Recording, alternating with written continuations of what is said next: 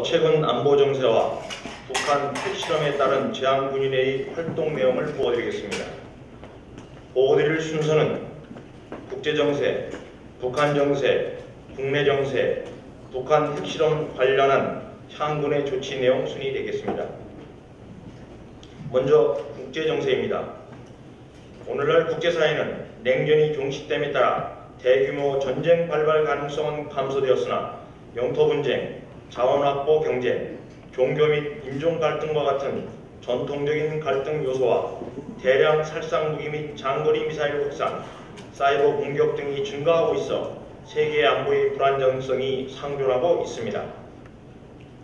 국제사회는 이러한 안보 위협을 효율적으로 관리하기 위하여 핵 개발 및 장거리 미사일 시험 발사 저지, 핵 안보 정상회의 개최, 분쟁 지역의 유엔 평화유지군 파견, 사이버 공격에 대응하는 전담기구를 창설하여 운영하고 있으며 대규모 재해나 재난 발생 시에는 구조팀을 파견하고 의료품과 구호물자를 지원하는 등 공동의 노력을 전개하고 국제기구 활동을 강화하고 있습니다.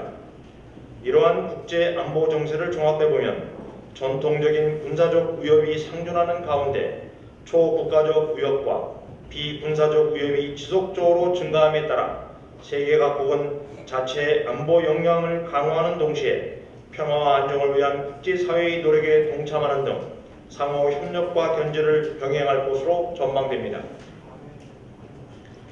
세계 주요 국가들에서 권력 교체기를 맞이하여 새로운 정권이 탄생하였거나 취임을 앞두고 있습니다. 러시아는 지난해 5월 푸틴 대통령이 취임하였으며 중국은 11월 제18기 중앙위원회 제1차 전체회의에서 시진핑 총서기를 선출하였고 일본은 12월 자민당이 재집권에 성공하여 아베 신조가 총리로 다시 지명되었습니다. 미국은 오바마 대통령이 지난 1월 20일 취임 선서를 하고 두 번째 공식 임기를 시작하였으며 우리 대한민국은 박근혜 대통령 당선인이 다음 주 월요일 취임을 앞두고 있습니다. 한반도를 포함한 동북아는 강대국들 간의 이해관계가 교차하는 지역으로 주요 국가들의 리더십 교체에 따른 정책을 살펴보겠습니다. 우선 미국은 변화된 전략 환경에 부응하기 위한 신국방 전략 지침에서 아시아 태평양 지역을 최우선 지역으로 평가함에 따라 중국 봉쇄를 염두에 둔 아시아 회귀 정책을 표방하고 있으며 일본은 내부적으로 경제회복과 평화헌법 개정을 통한 강한 일본 건설을 표방하고 대외적으로는 미국과의 관계를 공조하면서 중국과 북한의 위협을 주요 안보 문제로 인식하고 있습니다. 중국은 주변국과의 상호 의존도를 증대하고 영유권 분쟁 및 단기 해결이 곤란한 과제는 관리 측면에서 접근할 것으로 전망되며 러시아는 중국의 급부상을 의식한 듯 동북아를 포함한 아태 지역 국가들과 협력을 강화하는 신동방 정책을 표방하고 아태 지역에서의 주도권 회복에 힘을 쏟고 있습니다.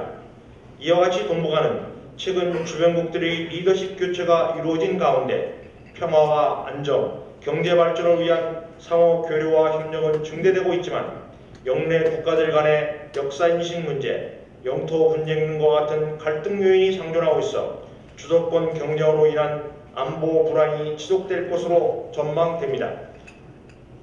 다음은 북한 정세입니다.